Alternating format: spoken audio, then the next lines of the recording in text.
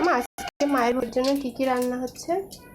পোলাও, শাক ভাজা, কুমড়ো ভাজা, কচু ভাজা, পটল ভাজা, সোয়াবিন তরকারি।